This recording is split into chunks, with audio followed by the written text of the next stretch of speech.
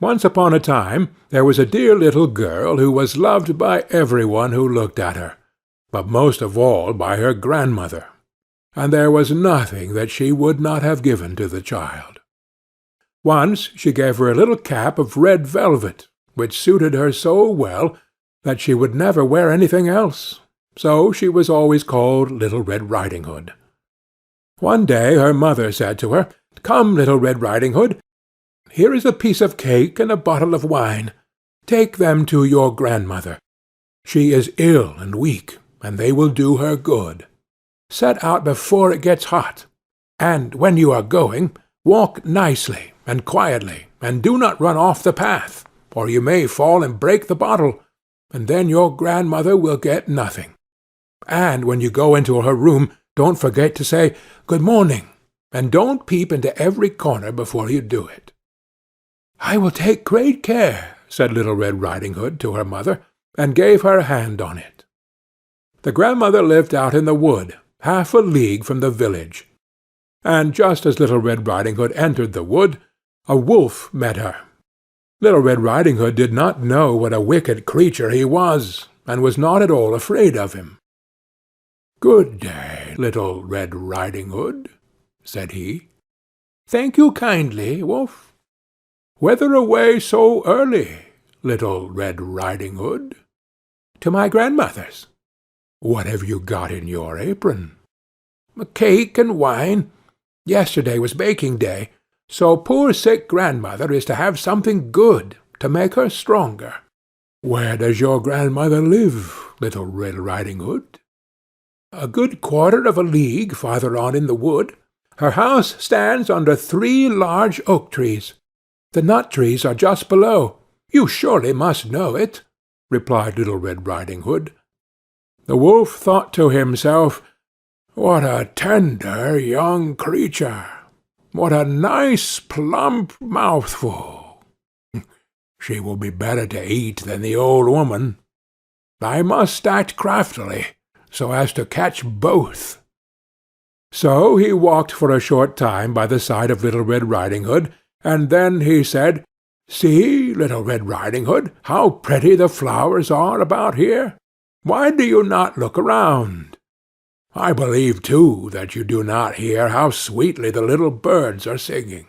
You walk gravely along as if you were going to school, while everything else out here in the world is merry."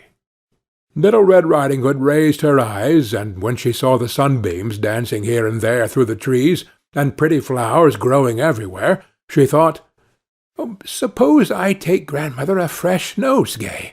That would please her too. It is so early in the day that I shall still get there in good time." And so she ran from the path into the wood to look for flowers.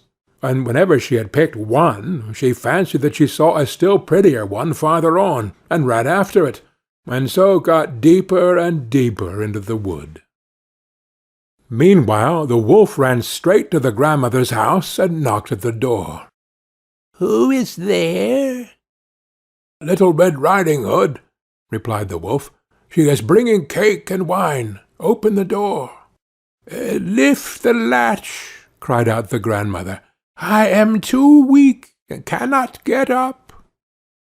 The wolf lifted the latch, the door sprang open, and without saying a word, he went straight to the grandmother's bed and devoured her. Then he put on her clothes, dressed himself in her cap, laid himself in bed, and drew the curtains. Little Red Riding Hood, however, had been running about picking flowers, and when she had gathered so many that she could carry no more, she remembered her grandmother, and set out on the way to her. She was surprised to find the cottage door standing open, and when she went into the room she had such a strange feeling that she said to herself, "Oh dear, how uneasy I feel to-day, and at other times I like being with grandmother so much."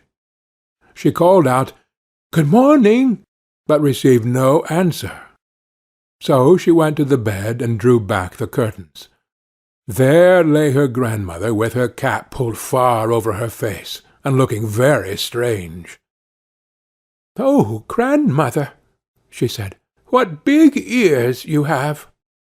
"The better to hear you with, my child," was the reply. "But, grandmother, what big eyes you have!" she said.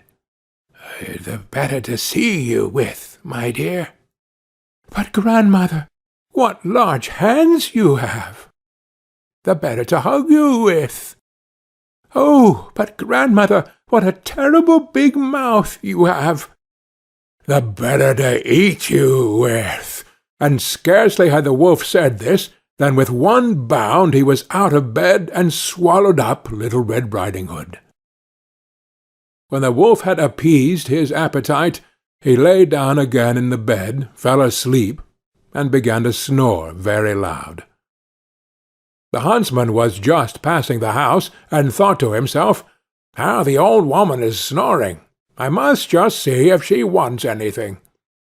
So he went into the room, and when he came to the bed, he saw that the wolf was lying in it. "Do I find you here, you old sinner?" said he. "I have long sought you." Then, just as he was going to fire at him, it occurred to him that the wolf might have devoured the grandmother, and that she might still be saved. So he did not fire, but took a pair of scissors and began to cut open the stomach of the sleeping wolf. When he had made 2 snips, he saw the Little Red Riding Hood shining, and then he made 2 snips more, and the little girl sprang out, crying, "Ah, how frightened I have been! How dark it was inside the wolf's!" And after that the aged grandmother came out alive also, but scarcely able to breathe. Little Red Riding Hood, however, quickly fetched great stones with which to fill the wolf's belly, and when he awoke he wanted to run away, but the stones were so heavy that he collapsed at once and fell dead. Then all 3 were delighted. The huntsman drew off the wolf's skin and went home with it. The grandmother ate the cake and drank the wine which Little Red Riding Hood had brought, and revived. But Little Red Riding Hood thought to herself, "As long as I live, I will never by myself leave the path to run into the wood when my mother has forbidden me to do so." It was also related that once, when Little Red Riding Hood was again taking cakes to the old grandmother, another wolf spoke to her, and tried to entice her from the path. Little Red Riding Hood, however, was on her guard, and went straight forward on her way, and told her grandmother that she had met the wolf, and that he had said good morning to her, but with such a wicked look in his eyes, that if they had not been on the public road, she was certain he would have eaten her up. "Well," said the grandmother, "we will shut the door, that he may not come in." Soon afterwards the wolf knocked, and cried, "Open the door, grandmother. I am Little Red Riding Hood, and am bringing you some cakes." But they did not speak, or open the door. So the greybeard stole twice or thrice around the house, and at last jumped on the roof, intending to wait until Little Riding Hood went home in the evening, and then to steal after her and devour her in the darkness. But the grandmother saw what was in his thoughts. In front of the house was a great stone trough, so she said to the child, "Take the pail, Little Red Riding Hood. I made some sausages yesterday, so carry the water in which I boiled them to the trough." Little Red Riding Hood carried until the great trough was quite full.